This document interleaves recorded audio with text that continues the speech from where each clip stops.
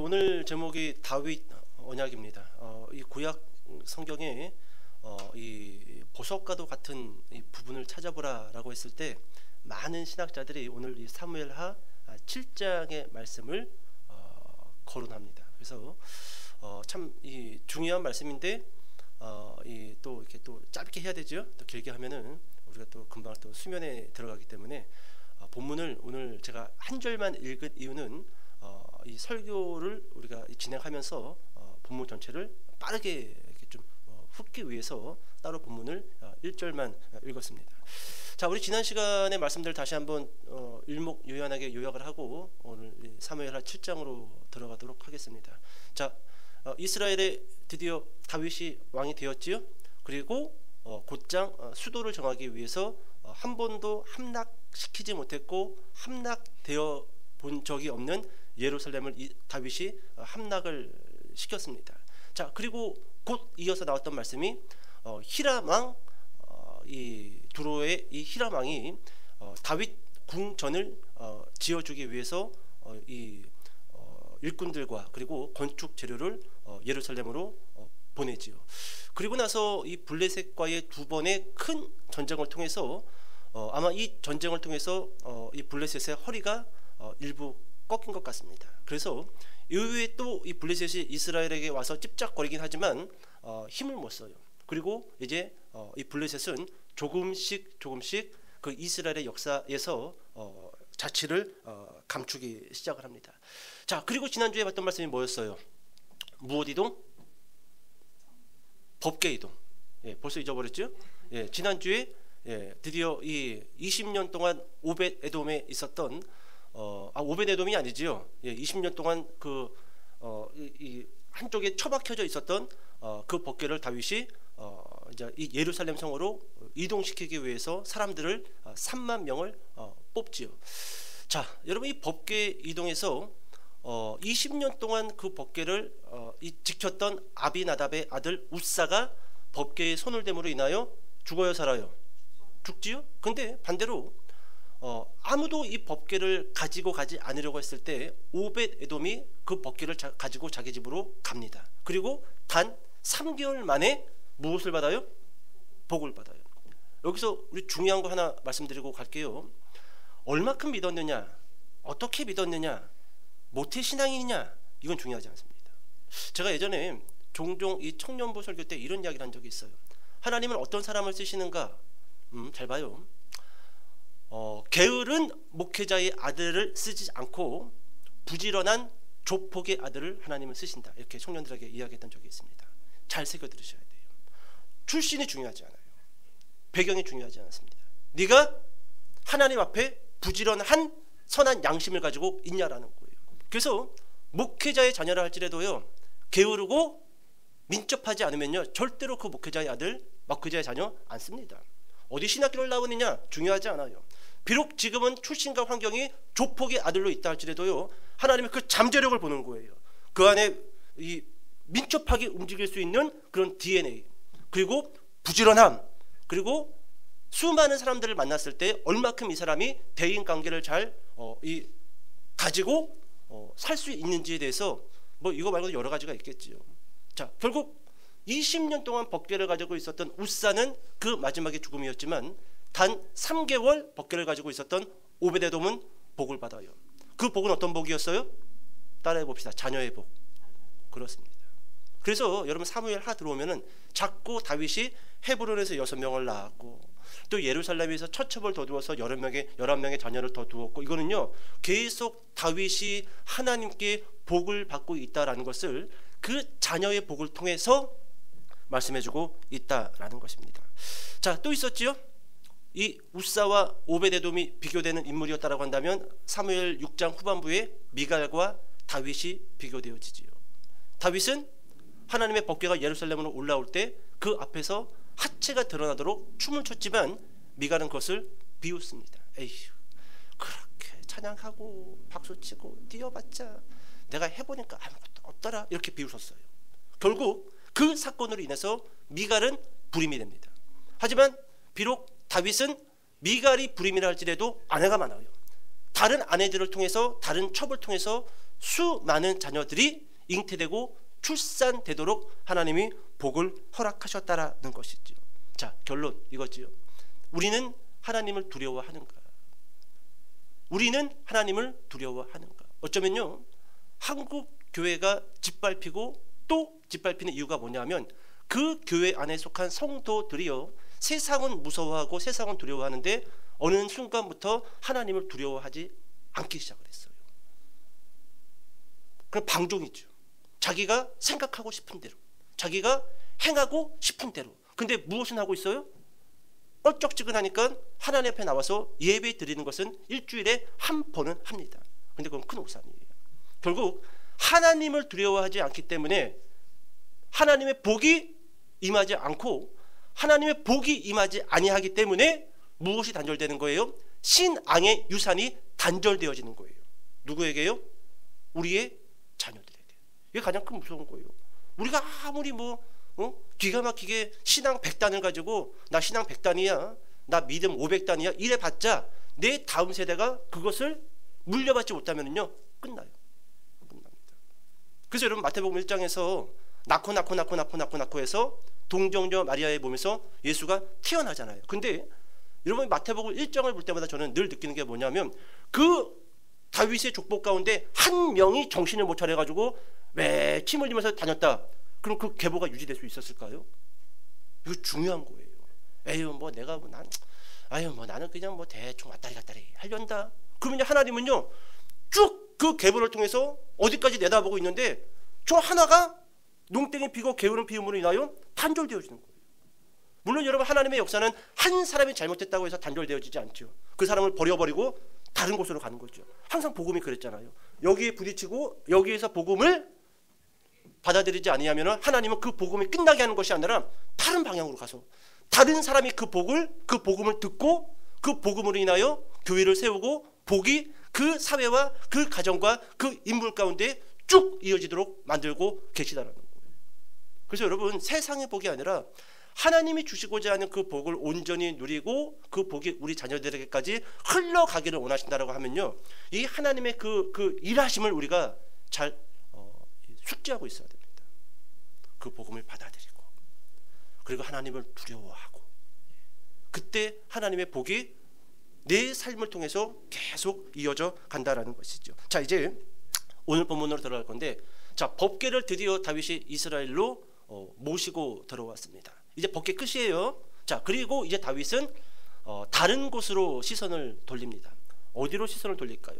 만약에 내가 다윗이다, 예루살렘도 수도로 정했고 그리고 주변의 적군들도 다 평정했고 그리고 법궤도 모시고 왔고, 이제 어디로 시선을 돌릴까요?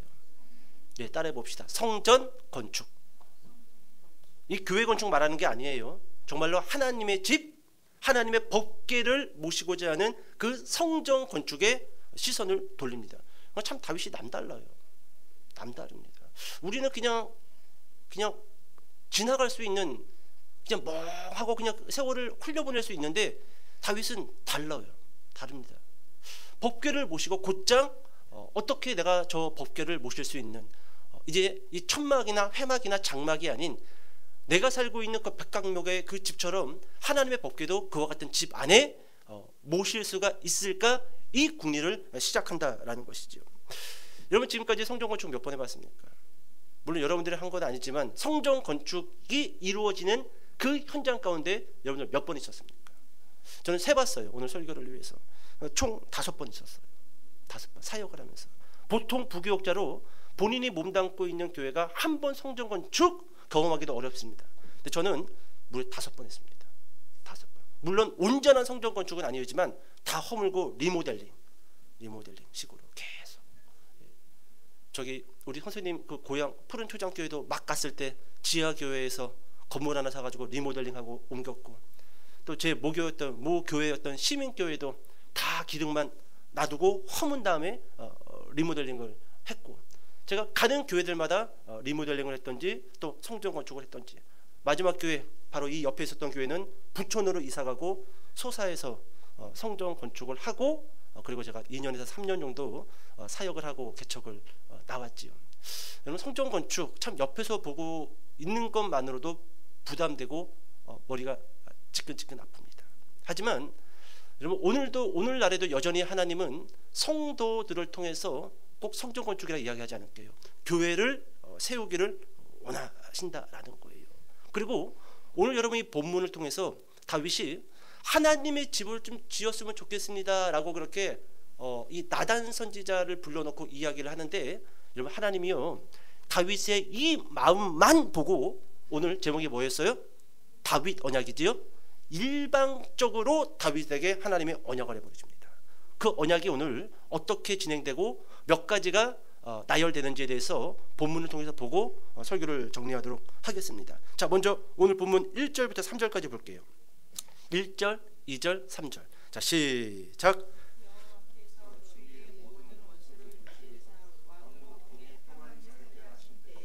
왕이 선지자 나단에게 이르되 볼지어다 나는 백향목 궁에 살거늘 하나님의 궤는 휘장 가운데에 있도다.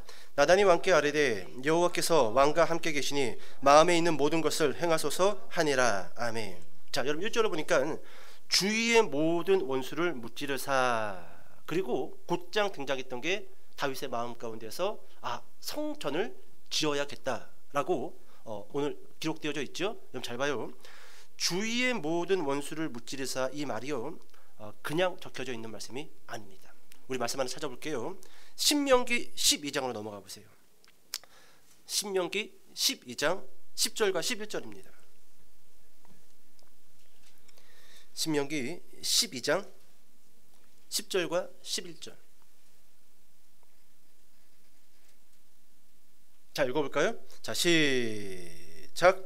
너희가 요단을 건너 너희 하나님 여호와께서 너희에게 기업으로 주시는 땅에 거주하게 될 때, 또는 여호와께서 너희에게 너희 주위의 모든 대적을 이기게 하시고, 같은 말이 등장하죠. 너희 주위의 모든 대적을 이기게 하시고, 또 읽겠습니다. 시작. 너희에게 안식을 주사 너희를 평안히 거주하게 하실 때에 너희는 너희의 하나님 여호와께서 자기 이름을 두시려고 택하실 그곳으로 내가 명령하는 것을 모두 가지고 갈지니, 곧 너희의 번제와 너희의 희생과 너희의 시불제와 너희 손의 거제와 너희가 여호와께 원하시는 모든 아름다운 서은물을 가져가고. 이런 말씀이에요.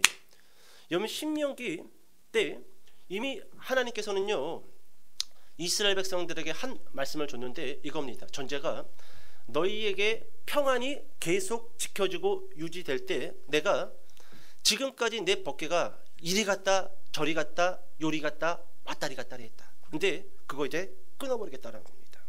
너희 나라의 평안이 계속 유지될 때 내가 한 곳을 지명할 건데 그 곳에 곧 성전이 위치할 것이고, 너희는 여기 가서 번제하고 여기 저기 가서 예배드릴 게 아니라 그곳에 와서 예배를 드려야 된다라는 겁니다. 이 말이 어디에 기록됐던 거예요? 신명기에서 이미 기록됐는데 다윗이 이 말씀을 기억하고 있었던 것 같습니다. 그리고 하나님이 그 은혜를 통해서 대적들을 무찔렀고 예루살렘을 함락했고 그 예루살렘에 다윗의 궁전이 있고 그리고 법궤까지 들어왔단 말이죠. 그러니까 다윗이 생각하기를 신명기에서 하셨던 그 말씀, 내가 한 곳을 택할 것인데 너희는 그곳에 와서 번제를 드리고 뭐하고 그것이 예루살렘일 거다라고 다윗이 믿었던 것 같습니다. 그래서 여러분 오늘 본문 사무엘하 7장에서 다윗이 그렇게 말하는 거예요. 나는 백향목 궁에 살거늘 하나님의 궤는 휘장 가운데 있도다. 성전 건축하고 싶다라는 거예요.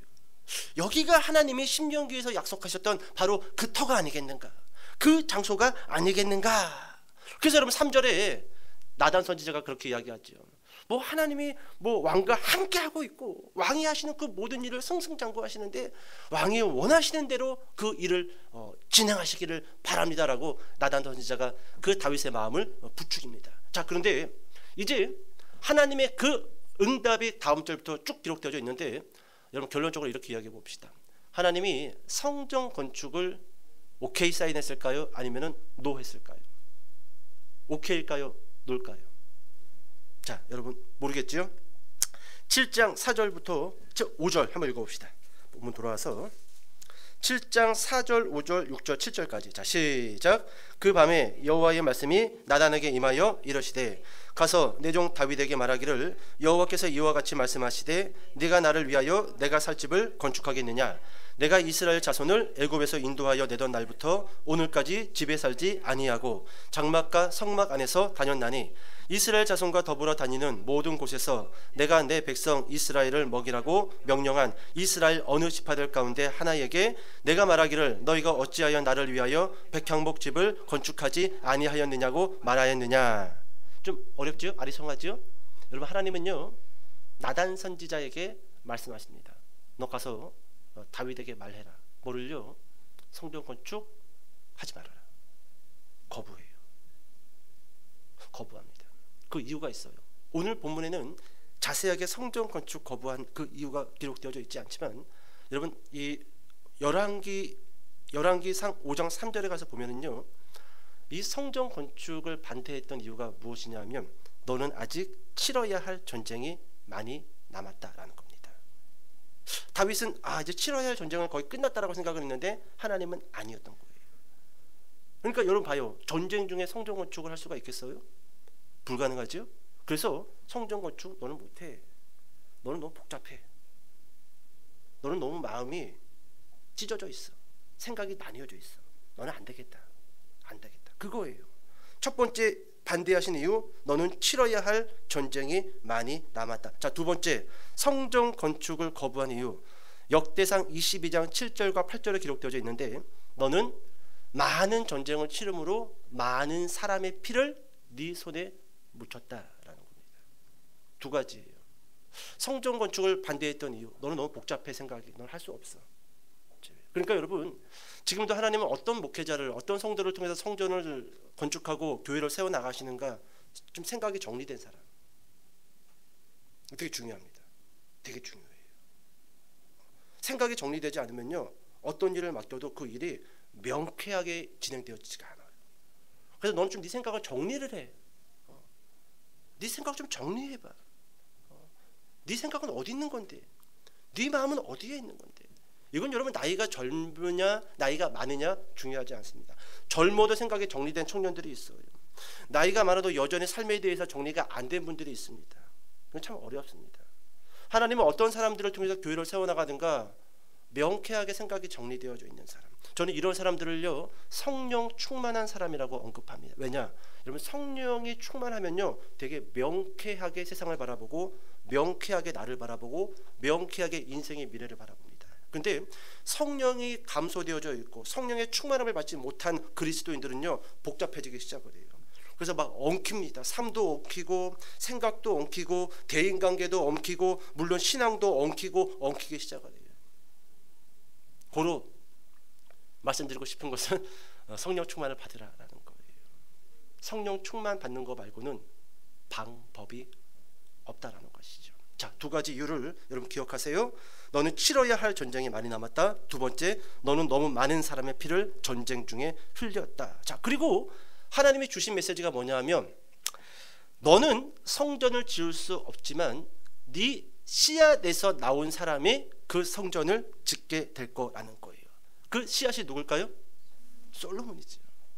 솔로몬입니다. 자, 그러면 여러분, 왜 하나님은 솔로몬이 성전을 지을 거라고 그렇게 말씀을 하셨냐라는 거예요. 그 이유가 무엇이냐라는 거예요.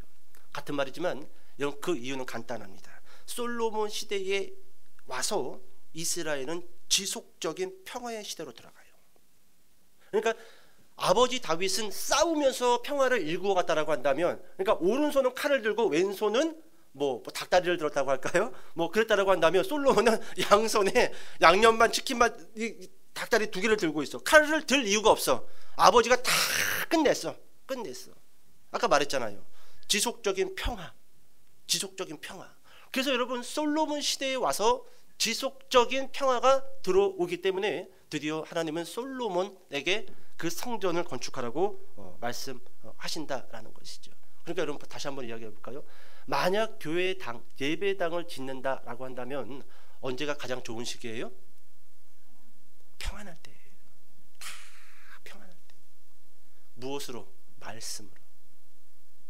우리 교회가 평안하지 않는데 자꾸 목사님들이 우리 좀 성전 건축 좀 해야 될 것 같은데, 그럼 성도들이 또 듣기 싫어 죽겠네. 아주 그냥 교회를 옮기 넘겨야지. 맨날 입만 열면 그냥 뭐 건축 언급 듣기 좋아요, 싫어요? 나도 싫어. 나도 싫어요. 이게 되게 중요한 메시지입니다. 성전을 짓기를 원하니? 교회당을 좀 넓히기를 원하니? 그럼 언제 그것을 이야기해야 된다? 평안할 때, 아무 잡음이 없고 조용할 때 슬그머니 그 이야기를 꺼낼 필요가 있다라는 것이죠. 자, 이제 하나님은 다윗의 그 성전 건축을 거부하시고 그리고 일방적으로 다윗에게 언약을 하십니다. 좀 이렇게 이야기해 볼까요? 타이틀을. 하나님에게 집을 지어주겠다라고 말을 하자 하나님이 되려 내가 너에게 집을 지어주겠다라고 말씀을 하십니다. 이것이 다윗 언약의 포인트예요. 하나님, 제가 좀 하나님 집 좀 짓고 싶어요. 하나님 교회당을 좀 제가 좀 짓고 싶어요. 근데 오히려 하나님은 됐다. 그리고 나서 끝날 줄 알았는데, 야, 내가 네 집을 지어줄게. 예? 뭐라고요? 내가 네 집 지어줄게. 지금부터 지켜봐봐. 이게 다윗 언약의 포인트라는 겁니다. 자, 먼저 7장 8절 읽어보겠습니다.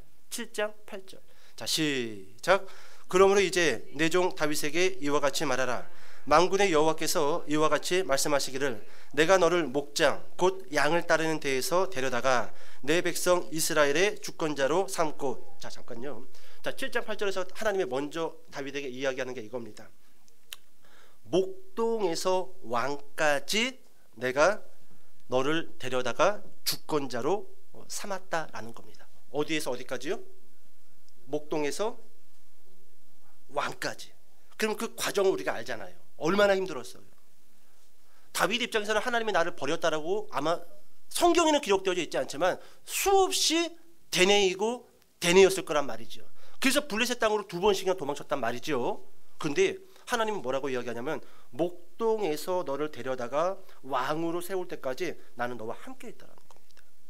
그래서 여러분, 우리가 무엇을 생각해야 되냐면 하나님, 내 인생이 지금 그지 같은데 지금도 함께 가신 거예요? 맞습니다. 이 시기를 잘 지내야 돼요.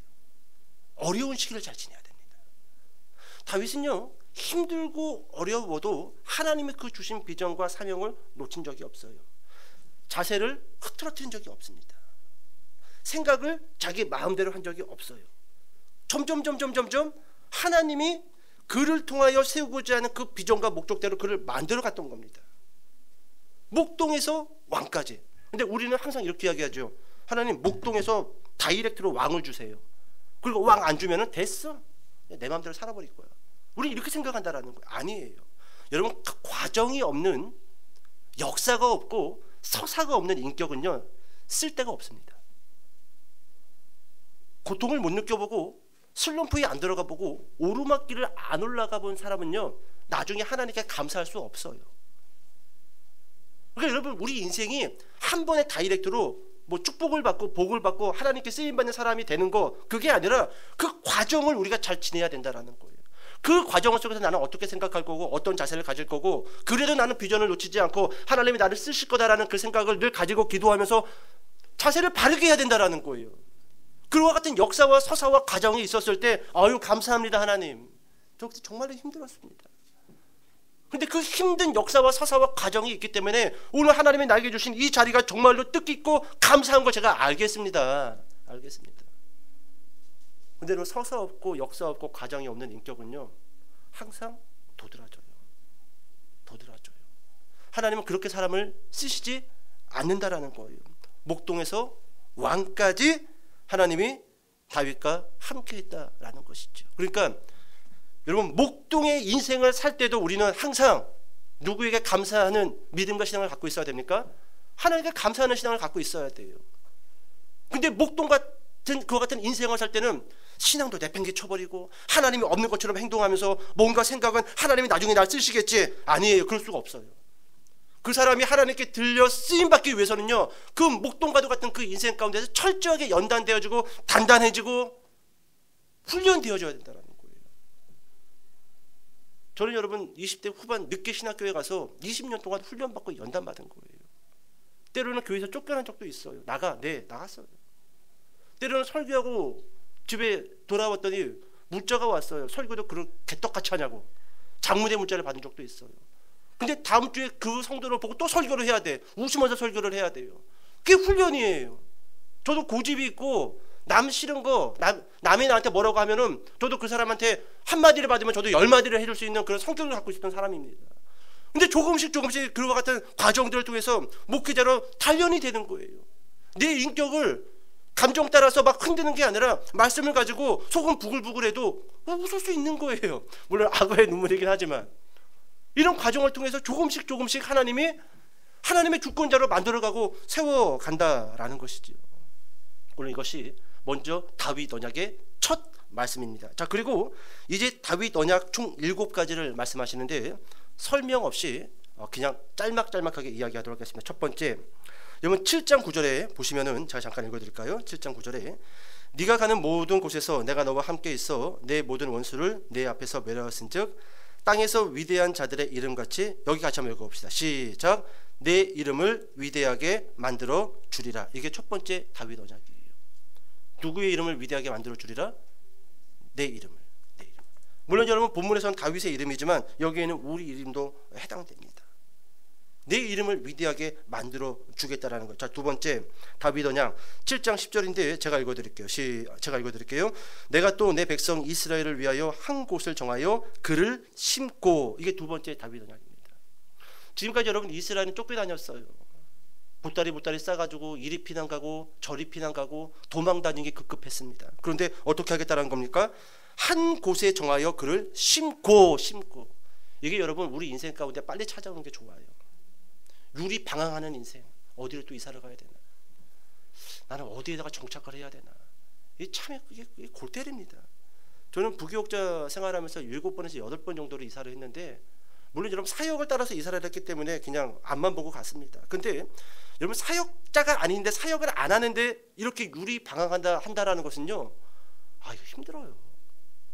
이사를 한다, 지역을 옮긴다, 저기를 이사 갔다가 또 이사 가게 된다. 이거 힘듭니다. 그런데 어떻게 하겠다라는 거예요? 두 번째 언약이 한 곳을 정하여 거기다 너를 심어버리겠다라는 거예요. 더 이상 유리 방황하지 말아라. 어디 갈 건지 생각하지 말고 여기서 네가 나를 위하여 헌신하고 일을 하라. 그게 두 번째 언약이라는 것입니다. 자, 세 번째 11절 같이 한번 읽어볼게요. 시작.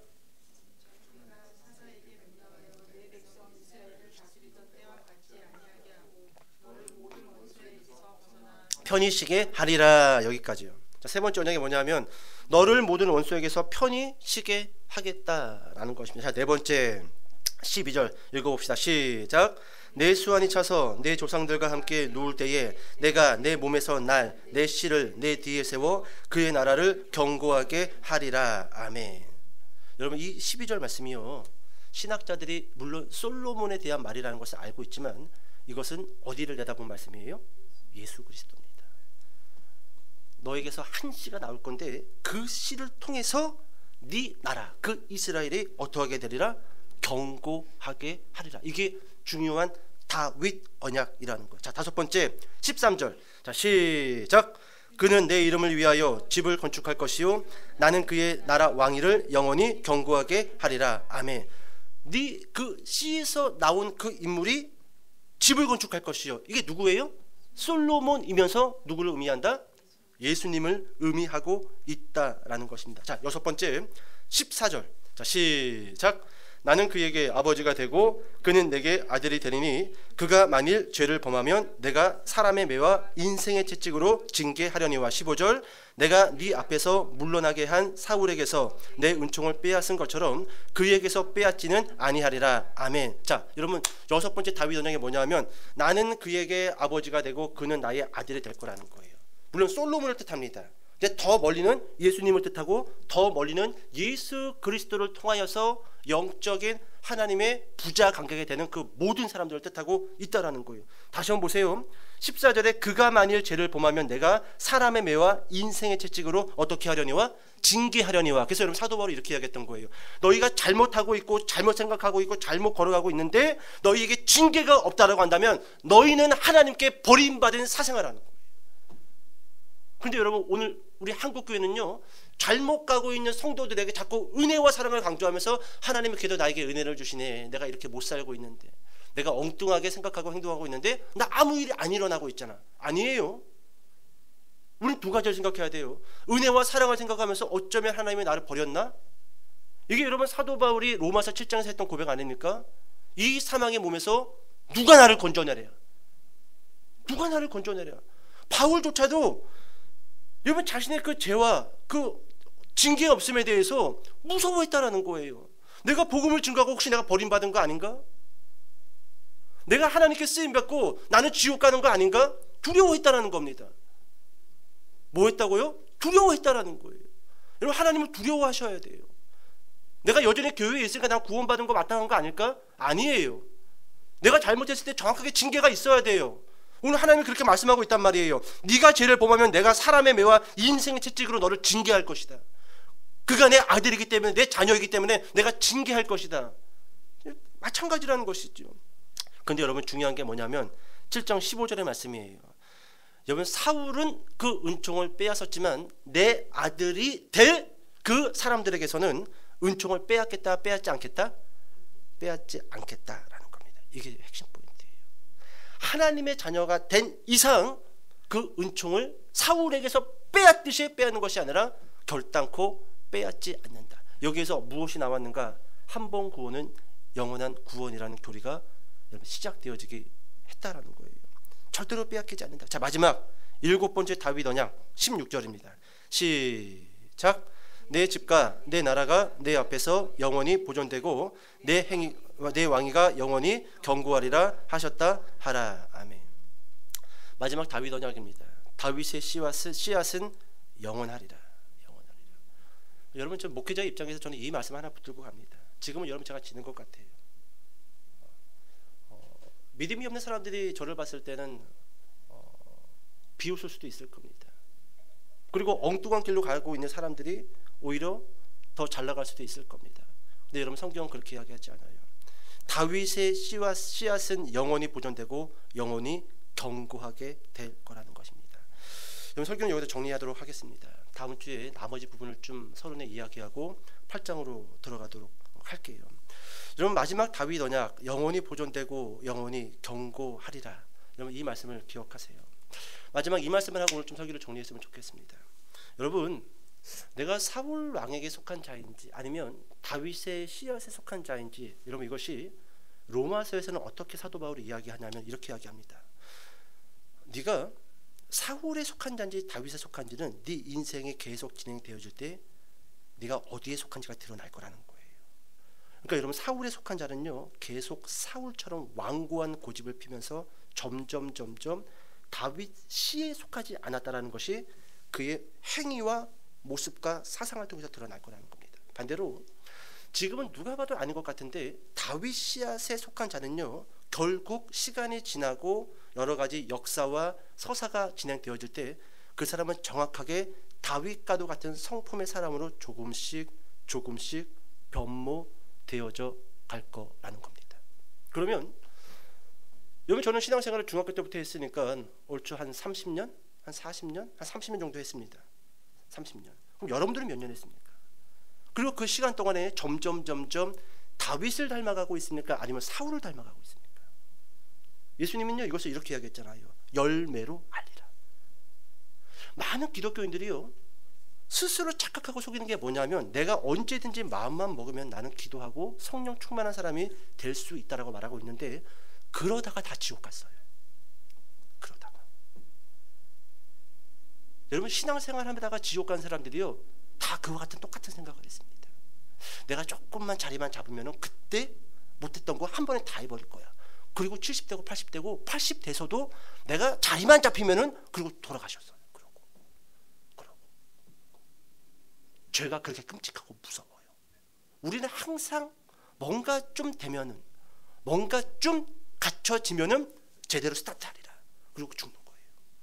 오늘 나는 지금 사울 왕을 닮아가고 있는지 아니면 다윗을 닮아가고 있는지를 잘 살피고 오늘 다시금 그 다윗의 그 언약 안으로 들어오는 그래서 다윗에게 주고자 하는 그 영원히 서리라. 영원히 네 인생의 집이 네 영혼의 집이 견고하리라. 여러분 그 말씀의 축복이 우리 한 사람 한 사람에게 임하기를 주님의 이름으로 축복합니다. 기도하겠습니다.